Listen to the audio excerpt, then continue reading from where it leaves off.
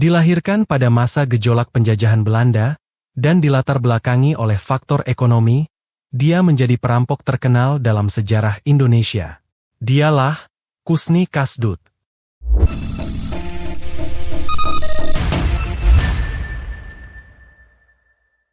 Sebelum kita lanjutkan, kalian boleh subscribe dulu, untuk membantu mengembangkan channel ini. Like video ini kalau kalian suka, share video ini ke semua teman kalian jika konten ini bermanfaat, dan tinggalkan komentar kalian, untuk memberikan saran dan ide untuk channel ini.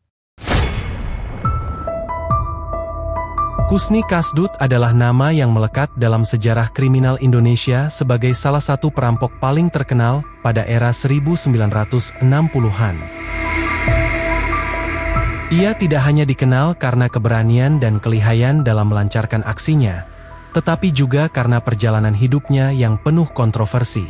Kisahnya melibatkan tindakan kriminal besar, pelarian dramatis, hingga akhirnya penyesalan di akhir hidupnya. Kusni Kasdut lahir di Malang, Jawa Timur, pada awal tahun 1920-an. Sejak muda, ia menunjukkan bakat dalam seni dan keterampilan, terutama dalam melukis. Namun, kehidupan yang keras pada masa penjajahan Belanda dan awal kemerdekaan Indonesia memengaruhi jalannya kehidupan Kusni. Kesulitan ekonomi dan ketidakadilan sosial yang ia rasakan membuatnya beralih ke dunia kriminal sebagai jalan keluar. Pada awalnya, Kusni hanya melakukan pencurian kecil untuk memenuhi kebutuhan hidup. Namun, lambat laun, aksinya berkembang menjadi perampokan bersenjata yang berani dan terorganisir. Kusni Kasdut dan kelompoknya dikenal sangat rapi dalam merencanakan aksi, seringkali berhasil lolos dari kejaran polisi. Salah satu aksi kriminal terbesar yang melambungkan nama Kusni Kasdut adalah perampokan di Museum Nasional di Jakarta pada tahun 1961. Bersama kelompoknya, Kusni berhasil mencuri beberapa benda berharga, termasuk koleksi emas dan permata yang memiliki nilai sejarah tinggi. Aksi ini menjadi sorotan besar karena targetnya adalah institusi nasional yang dianggap sakral. Perampokan ini memicu kemarahan masyarakat dan mendorong polisi untuk meningkatkan upaya penangkapan. Kusni Kasdut menjadi buronan paling dicari di Indonesia saat itu. Meski demikian, ia berhasil menghindari penangkapan selama beberapa waktu, berkat keahliannya dalam menyamar dan melarikan diri.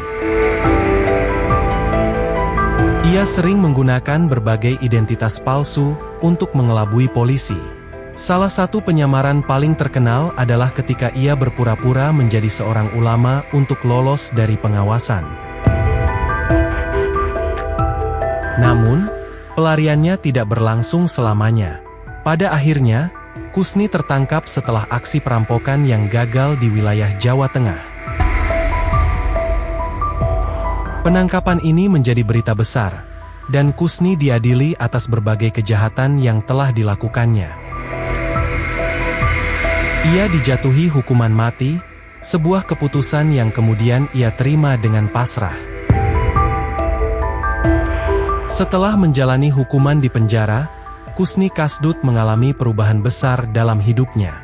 Ia mulai merenungkan tindakan kriminal yang telah ia lakukan dan berusaha mencari makna dari semua penderitaan yang ia alami.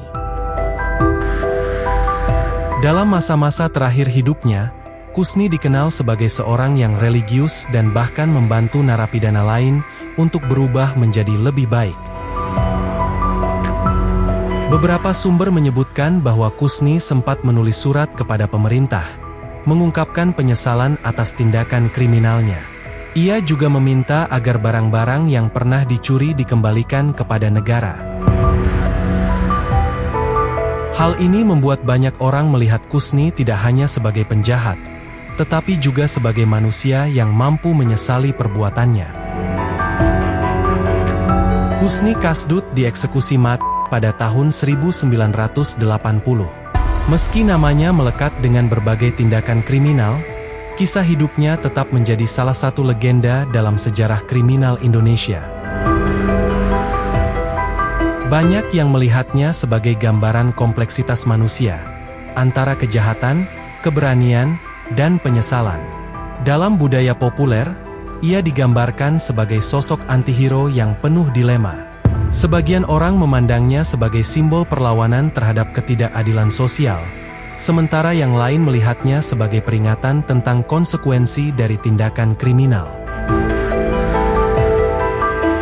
Pada akhirnya, Kusni Kasdut adalah bukti nyata bahwa setiap manusia memiliki dua sisi, kejahatan yang menghancurkan, dan kapasitas untuk bertobat serta mencari jalan yang lebih baik.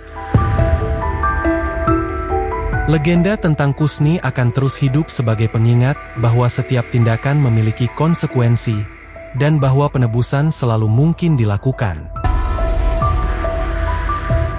Terima kasih buat kalian yang udah nonton sampai habis.